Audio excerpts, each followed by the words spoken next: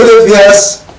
It is my pleasure welcoming you to Let's Discuss on OSBC TV, a platform where issues of global, national, and state concerns are trashed out. We'll bring to you another fresh edition of the program that examines issues that shaped this year and also unveil expectations of Nigerians in the new year. Compliments of the season to you, wishing you a happy and prosperous new year. I am Adebare Ejimakide, and I have with me, as usual on the program, my co-presenter, Oluchi.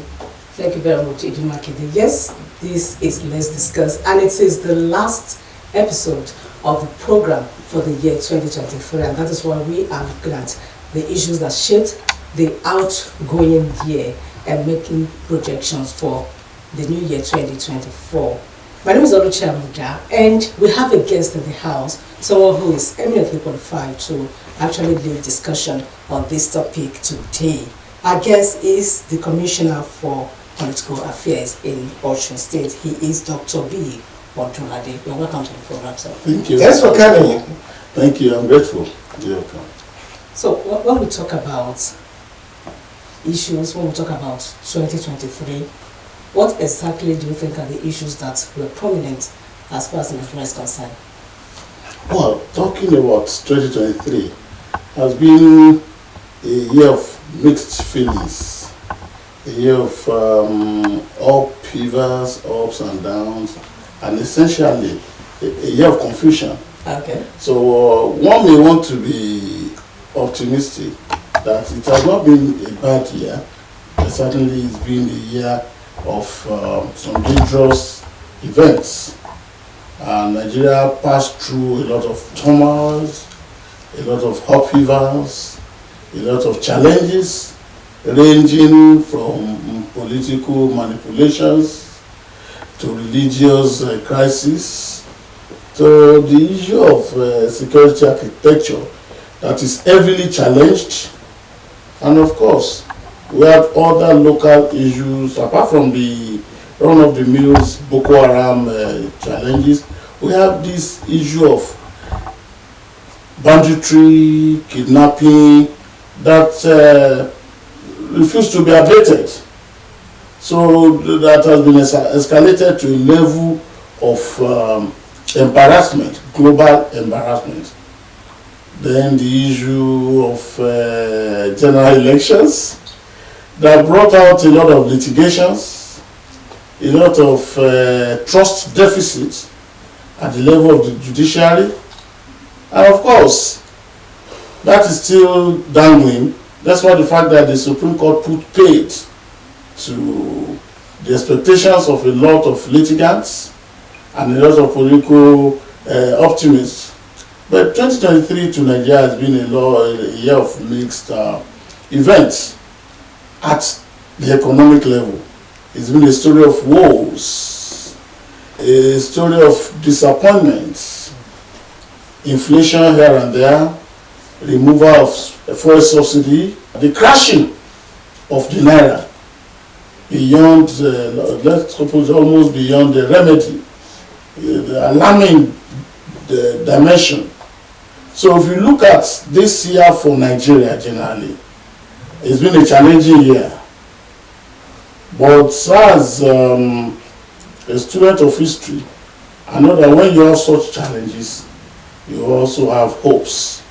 As long as there is government, as long as some sensible human beings are still within the system, in and out, of course, I know there is still a light at the end of the tunnel. Okay. Just a brief summary. Thank you very much, Doctor. Let's look at the removal of the oil subsidy.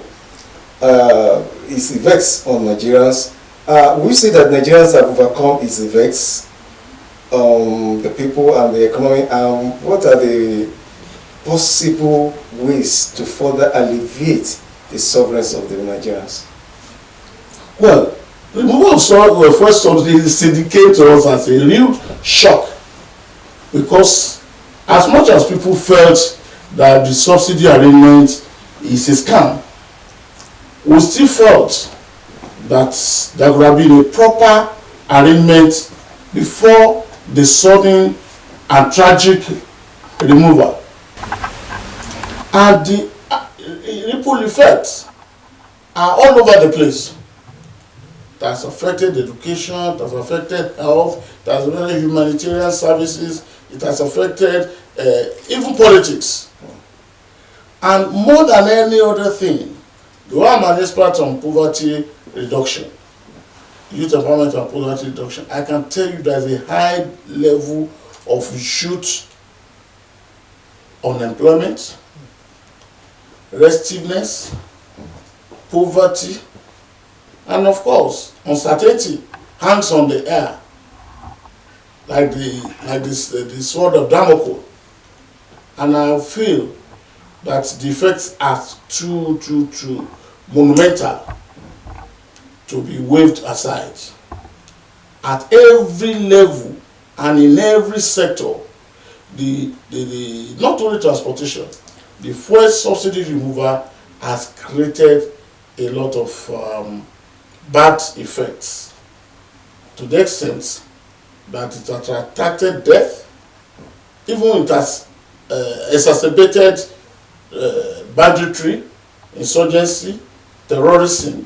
Well, a lot of the people that are caught or apprehended claim that because they don't have anything to do, things are not at their own reach, they are not reachable, very difficult for them to feed, there's hunger, there is disease and everything. So everybody now sees the subsidy removal has been the source of the general catastrophe being experienced by majority of Nigerians today. And unless something drastic is done, as much as I believe in safety net issues, I'm not a student of palliatives. Okay. Well, I believe that when you talk of palliative, something that has been destroyed and has been bad, that you have to use palliative to mitigate the effects. So why do you have to do palliative? Why do you have to create situation that will make you do palliative? Rather than do that, why don't you consult widely?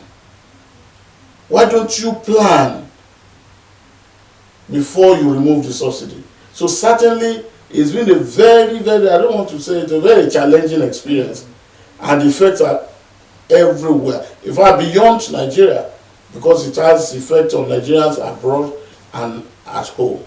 So I believe that the subsidy removal was not done with sufficient diplomacy. All right. Thank you very much, sir.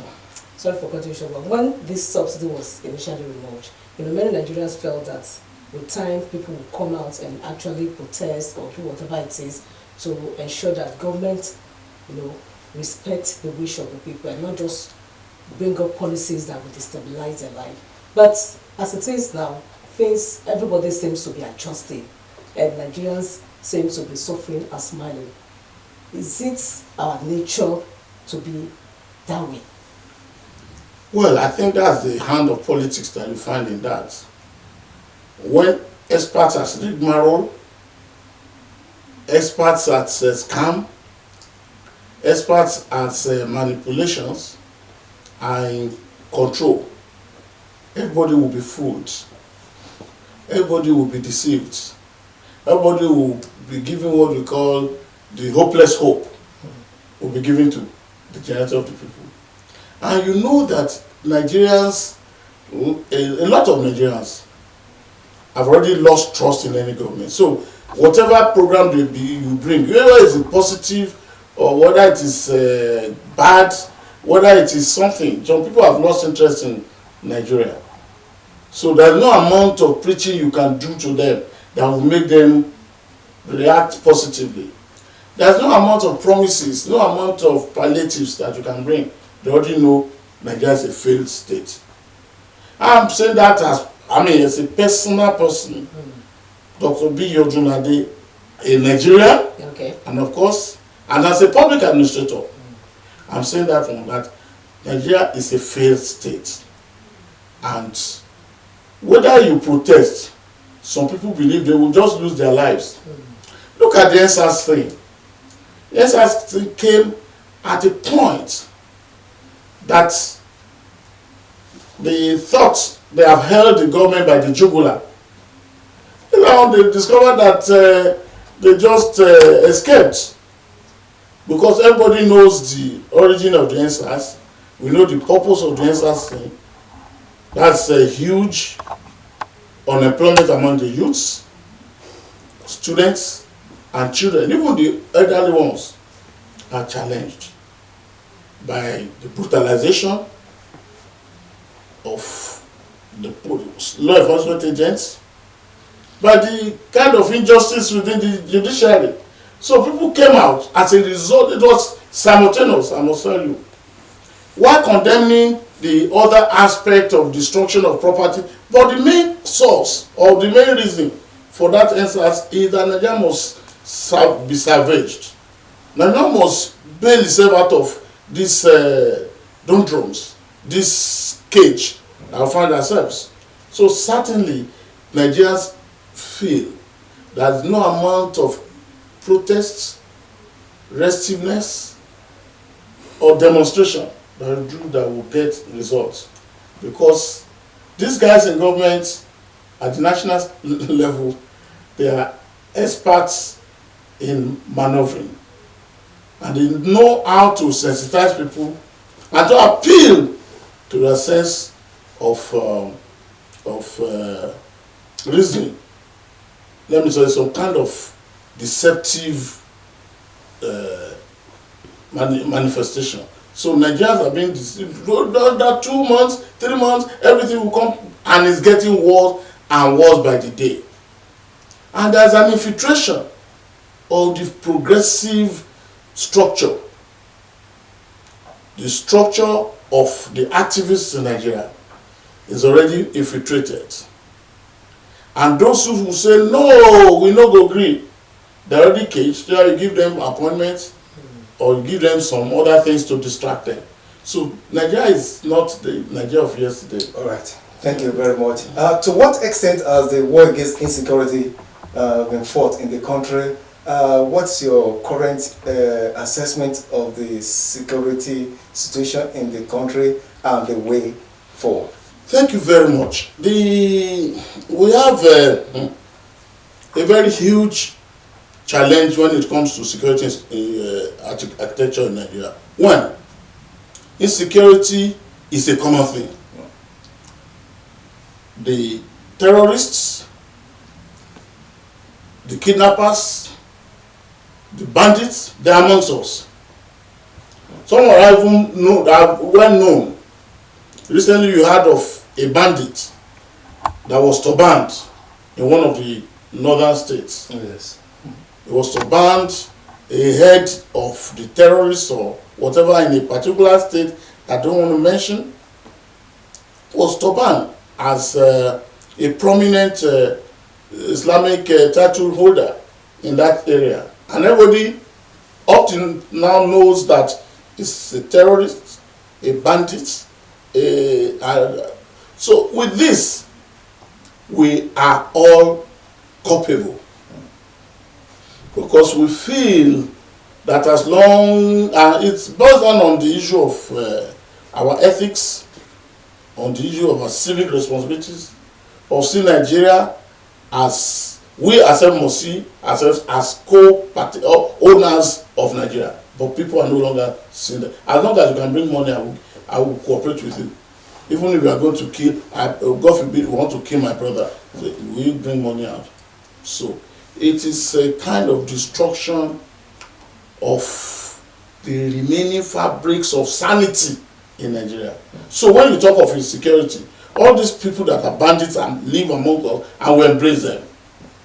But the way forward, like you have asked, is that all along, we know the rogues, we know the thieves.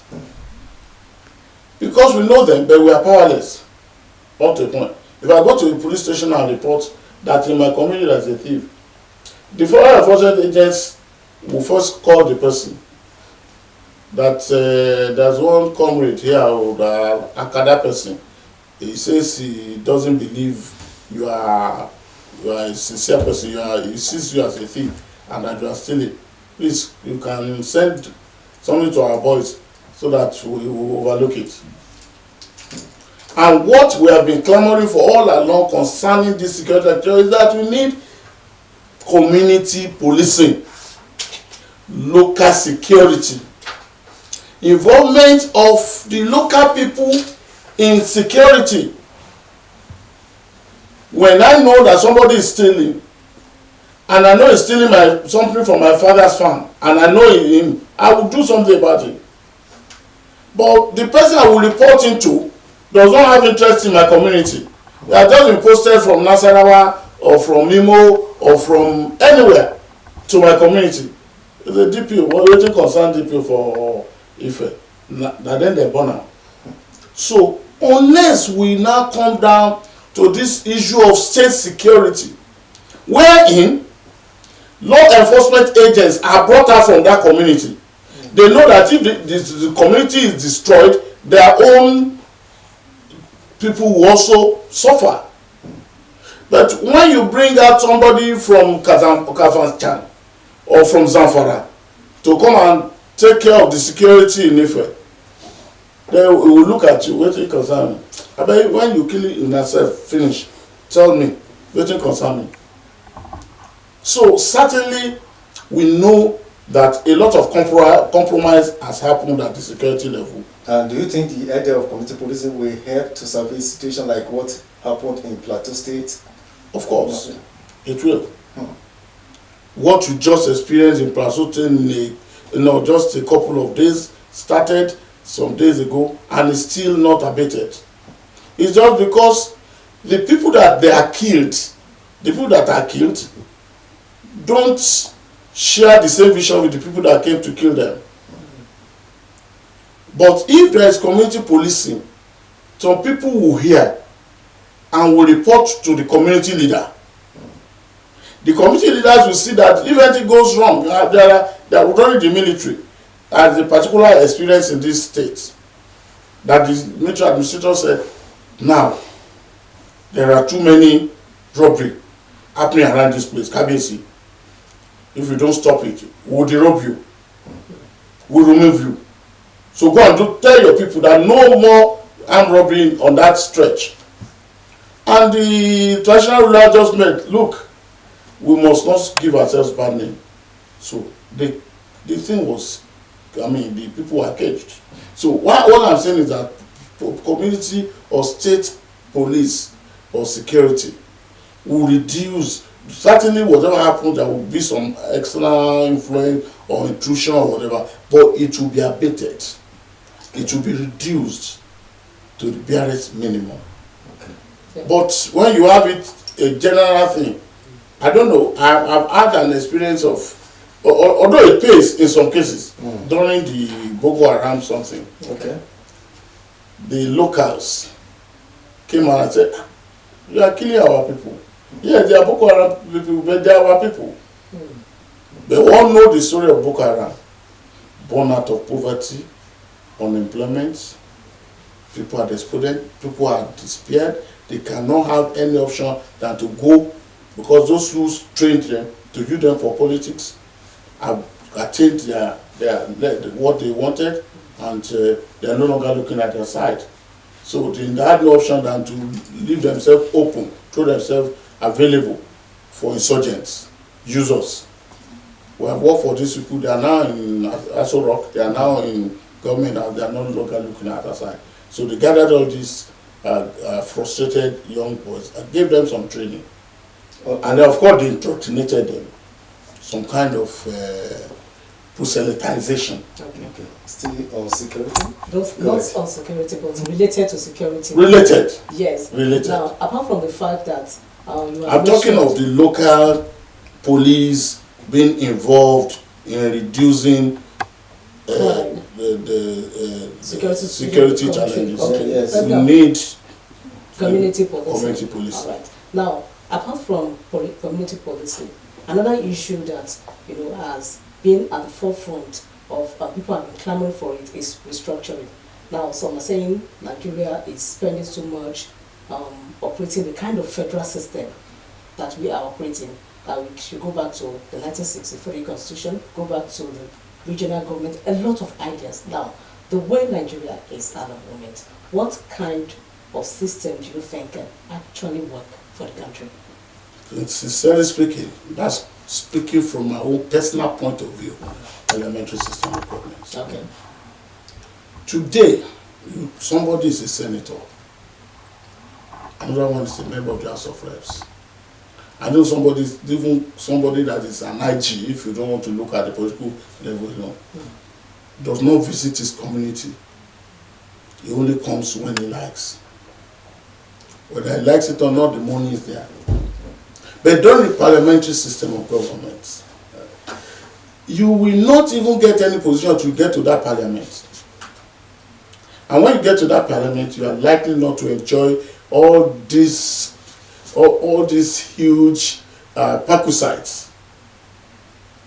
For the parliamentary thing, the people will just get you up there. At the end of the day, you may end up taking money from our community because nobody is going to pay you all these Among Us salaries anyway.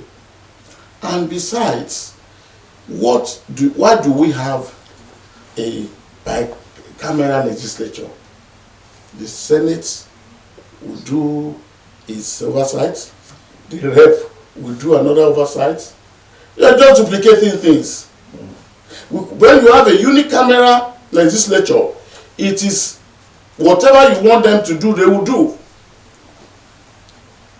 But I'm talking of parliamentary, but even if we want to say, okay, let's come on with this presidential kind of thing, I don't think a bicameral thing, we cannot afford it. Too expensive. Too expensive. I told my boy one of these days, and I just went into one street in Osogbo and to see a friend. And I told the friend, this house is good. He said, the person comes from your area. I said, who's that? The former local office holder. On that street, he has 3 houses, for Christ's sake. Here in Osogbo, not in my town. Here in Osogbo, he bought 3 houses on that street. Was it using his salary to prove? He has left office anywhere now. Did he use his salary? It's because we have made politics so lucrative. We must reduce the attractiveness. We must not over-patronize our leaders, political office holders. Give them what they need to make them safe, to make them move, to make them feed well, and of course, we really take care of their community. Not just give them humongous salaries and allowances. Make them so, in fact, give them what they cannot, their brain cannot even control. So I think parliamentary is best. Why? Because if you misbehave, you'll be removed. And then you are just like a councillor pro bono. You are taken care of by the state on the basis of what you need, not on the basis of who you are. I think the presidential kind of thing is too expensive. And unless we sit down and look at it, Nigeria needs a sensible, I don't want to castigate anybody, sovereign national conference. Do you think decentralizations of power will be of benefit for the country? Yes, to a large extent. To a large extent. In the parliamentary kind of thing, we have prime ministers. Oh, yes.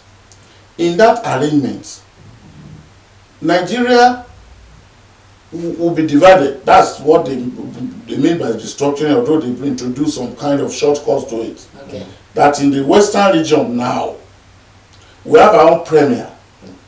Our premier will use the resources of our region to take care of our interests. Okay.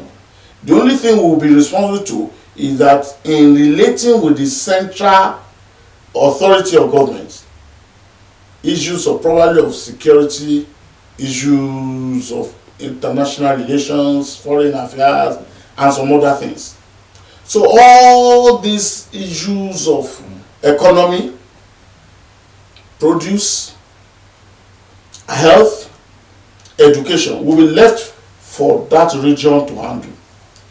And that will be a good thing, because Awolowo, Chief Awolowo handled it the other time. That's why you have the issue of the NTA, the universities, and these roads, and cocoa house, and all other things. Because you use the resources of a region to develop that region. But with this general arrangement that we are having now, you read the resources of my town or my state, Osun, to take care of Zamfara. You use the resources of Port Harcourt to take care of Sokoto, and so on and so forth. So certainly there will be challenges. Why did we have to go to derivation? 30%. You know that these people produce what you need for the country, but they are disadvantaged, underdeveloped. People who produce oil and still buy oil at, petrol, a very undescribable cost. So certainly the only way you can do it, okay, we'll give you 30%. Who spends the 30%? Is the superstructure, the political elites. All right. The resources that will need to plow into the comforts, the welfare of the people, are they plowed into that? So that is why, if you look at the 30% derivation or whatever, we're just deceiving ourselves. Use the resources of that place to develop that place. You can ask for a percentage. Like situations in the early 60s? Like the situation in the 60s. So that's why I agree with you. The 1963 Constitution is more of it. Okay. But with a lot of this colonial infiltration that needs to be removed or repackaged. All right, sir. Now, do you think it should also put an end to secession agitations like we have in the southeast and the general security in that region? Yes, of course. It's going to reduce to a very large extent. Let me tell you, if in Port Harcourt, for instance, or River State, or the Bayelsa, if they know that the resources that are brought out of their area will be used to develop their areas.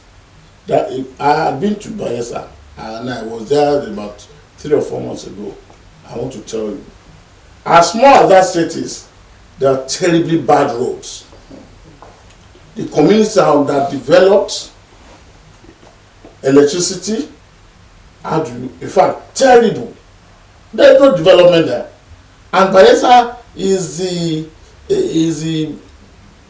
base of our exploitation, petroleum. So certainly, I don't think you give them a pittance and say because they are getting the reservation, the people will be happy.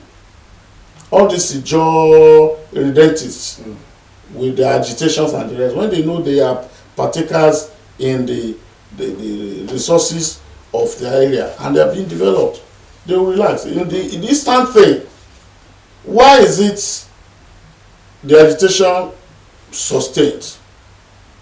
Well, I leave school and I have a good certificate, and somebody will not go to school. You get to the post authority, we go for interview, the job will be given to somebody that is not as knowledgeable and good as you are.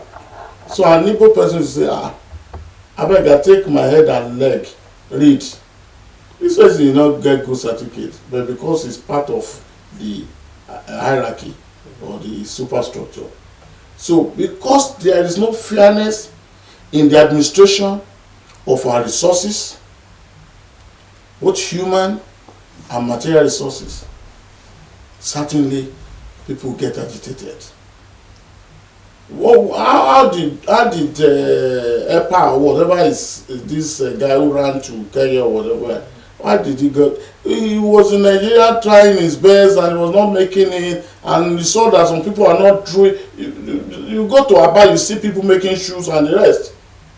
At the end of the day, they won't get good yield or they get good yield but no good support. And then you get to some areas they are not doing anything. I don't want to be sectional, but you discover that there's inequality. When there's inequality in every sphere of the society, people want to agitate.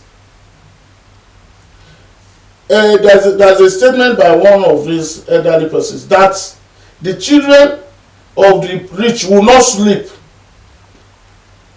as long as the children of the poor are hungry. Exactly. How would they sleep? You see them, they are eating, they are enjoying, you don't have anything to eat. You want a way of disturbing them. When you get to somewhere and then they kidnap one of the children. I say, why did you kidnap them? Go and take care of the poor. All right. So a lot of issues. All right, sir. As far as Nigeria is concerned, I know that we have a long way to go. Thank you. And the thing is systemic. It's not about individuals. The system itself must be revolutionized so that every facet of the society, every segment of society is taken care of. Some people cannot buy drugs. They are taking the hospital. The drugs, the medical things they need, they are out of reach. Because the inflation, the economy of Nigeria has already somersaulted. So how will people not agitate? All right. Health, education, some people cannot go out of school children all over the place because the children of the rich are given good education and every other thing they need.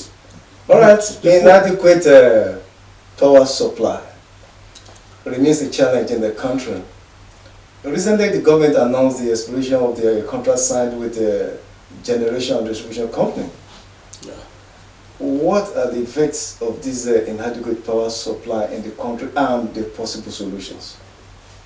Well, I think when you outsource some strategic sector of the economy, you may have problem. Why do you outsource? You outsource as a result of the inefficiency of the structure. And that inefficiency in the area of power supply is because people that are put there, they are not knowledgeable enough to take care of it. Then you now come up with this question of, okay, let us privatize them. When you privatize them, they will get better results, and then you give the consultancy to your in-laws, to your uncles, to your business partners, who do not have that essential capacity to handle the technicalities of that supply. When electricity was with ECN in those days, before it became NEPA, some people managed it. The only problem they had then was that insufficient technological support. In terms of the human beings, the human capacity there, they are virtually the same. People that are now in the NEPA, PACN, and the rest. But when you consult them, you consult them out. People do only have money to buy, and then they buy the companies, and then they give them to their girlfriends and relations. These are our own source of survival. So I think if you do not reorganize the structure of power supply in Nigeria, you do not combat the issue of insufficiency, inadequacy of power generation, transmission, and supply, you discover that we're just deceiving ourselves. They say, okay, what we'll do is that we will go and improve on this generation. We need a new company. That somebody who just come from France or from UK will say we can handle it. Can you handle it? So I will handle it. I won't take any money from you. When you give it to them, they go back and give the job to I don't want to call it new hands who are trained there. They don't have any knowledge about the Nigerian system, and they will be given the job. And because there are some palm rubbing and the rest, so essentially, it is not about a traditional company of Nigeria, IBDC, whatever. It is just that the source, we don't generate the amount of electricity that we need. We under-generate, we under-supply, and then you ask people to enjoy what? Unless we have enough these hydroelectrical power dams all over the place, I don't want to use the word refurbish. We repair them, make them active, just like somebody is talking about petrol refineries. You are not repairing refineries, and you say we will import. At times we won't import, and you are giving the job to a bourgeois, Dangote, a capitalist. He will first get his own gain, then he will sell it at the rate he likes.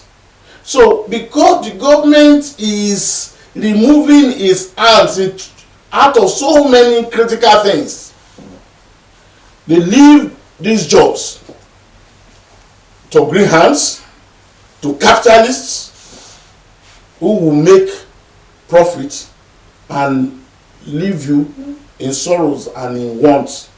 So I believe that the question of power in Nigeria is being tackled from the top, not from the bottom. Thank you very much, sir. You must look at the source of power generation. Okay. So if you don't look at that, if you don't have enough production, you will not get anything out of it. All right. Thank you very much. Another issue that became so alarming this surgery, it didn't start this year, but it became so intense, is the Japa syndrome.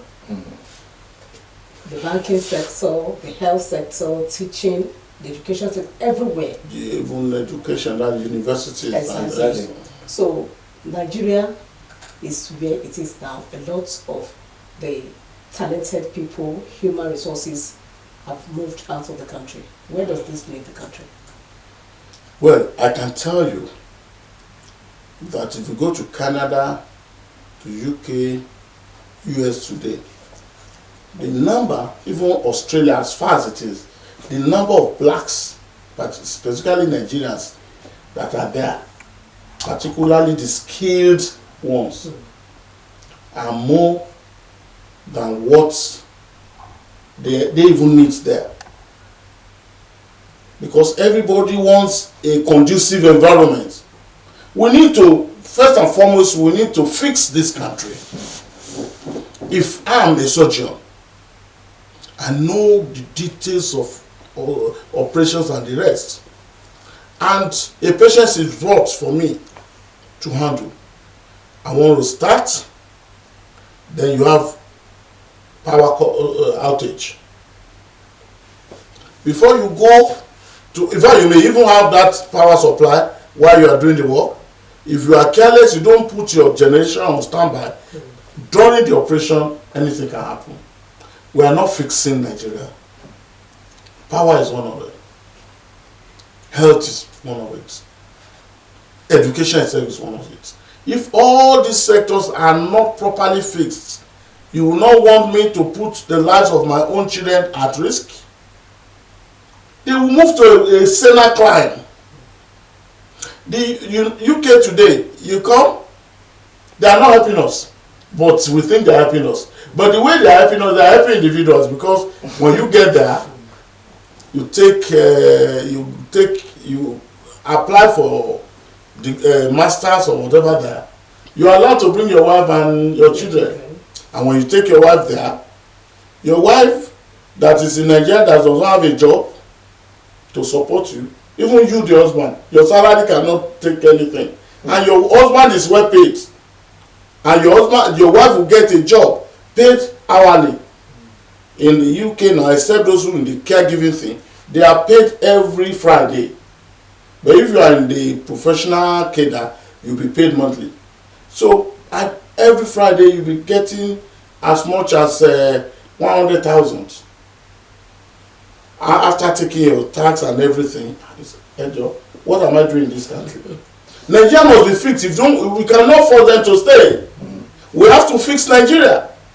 We need good, in fact, our leaders will go there and see good health care facilities that the one you have in Baba and Adwekiti. But they go there all the time for medical treatment. That's what I'm saying. Why are they not? Our leaders will go there. They won't fix our own. They will prefer to go there and treat. Because if they fix their own, they won't have enough money to steal. We have a national hospital that cannot get to the standard of the German hospital in Dubai. If you go to German hospital in Dubai, as we are sitting down like this, even on a special visit to the hospital, they would have captured all your problems because the facilities are there. Why do all these terrorists escape? Because there is no monitoring. Not even if they enter the palace of a king, the king doesn't know that deadly people are with him.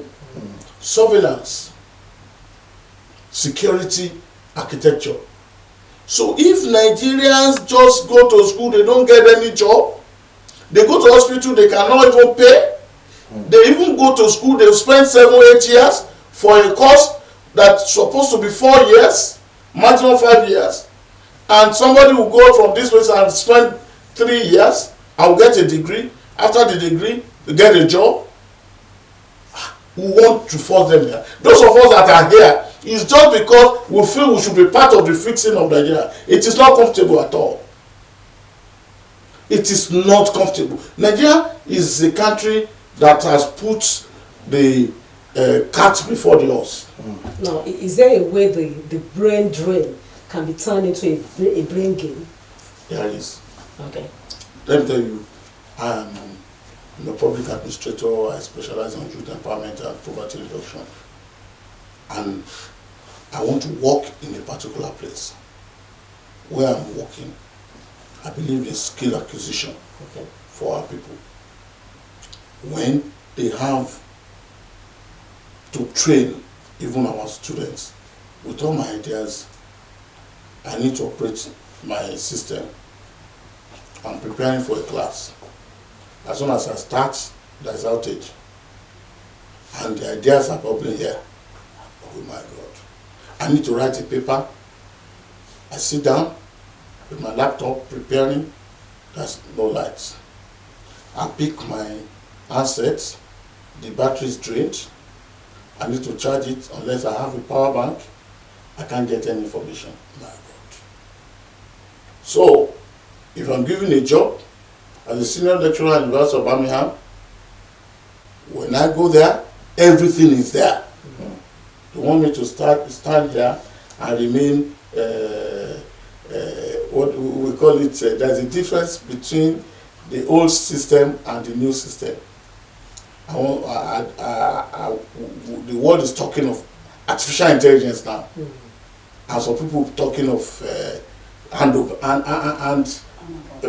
handouts. So we are still in that old age, and no academic person, no academic expert who want to work in a university where you don't even have supply of materials, you don't even have supply of electricity, you don't even have water, even to perform experiments. So people want to go to where they have the opportunities to even use their brain. So that brain will just remain here.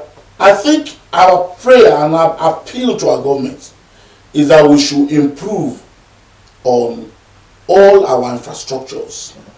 The university system, you go there, you go to the library, there is e-library, anything you want you can get. You get to the lab, you have supply of power, you have the materials, chemicals, lab equipment and everything that you can operate with. If you don't have them, Somebody will not give you a job somewhere where the salary is better, where the environment is better, where the all other things that you think you need are better. That will brain drain. But the way you can get it back is that when you have a responsible government. When you have a responsible government, a government that puts a prime place of premium on education, health, agriculture, technology, even culture and tourism to sustain that system, people will come back. I can tell you. But I can know, let me tell you, there are children. I have the child of one of my people who got there at the age of 10 and was taken to a school. The kind of manifestation that this small boy displayed, it was, in UK they award you for good writing, they award you for singing, they award you for spelling, they award you for prompt arrival, Skills, talent. Skills and everything. So the boy was, in fact, they will come home to meet the parents, say, how do you take care of this? I hope he's not sick. And that will be handled by the local government in that area. Here. You will score, let me say, distinction, 10, 11 distinctions. You will be given a handshake and 50,000. And in a fashion competition or Big Brother, you go on with about 50 million, 100 million. So that is the society that romanticizes ludicrous tradition and destroys brains. If that society is not sanitized, nobody can get any gain. I will not support people moving out, but certainly I believe I will not also blame them, because they are a product of a disoriented system, and want them to die inside that kind of system. They have to go out. So the environment absolutely be conducive for they will go for a conducive environment. Right. I have just believed that there must be seriousness in governance. All right, thank you very much. The country also experienced the challenge of food insecurity. Food price hike. What is the state government doing to ensure, to enhance food production in the state? And in addition to that, my pending questions, we made mention of something of the intervention of government concerning the removal of oil subsidy. In what ways has the state government also intervened to bring succor to the people? One, I think all these issues are interconnected. Exactly. The interconnectivity between petroleum subsidy and the market forces and food security, they all boil down to the issue of planning. The government, the present government, I know for sure, has placed premium on agriculture. That's why you have the ministry converted to Ministry of Agriculture and Food Security. And even female women farmers are being encouraged. In Osun State? In Osun State, yeah. Okay. And they already have grants that will help them to sustain their efforts in agriculture. Okay.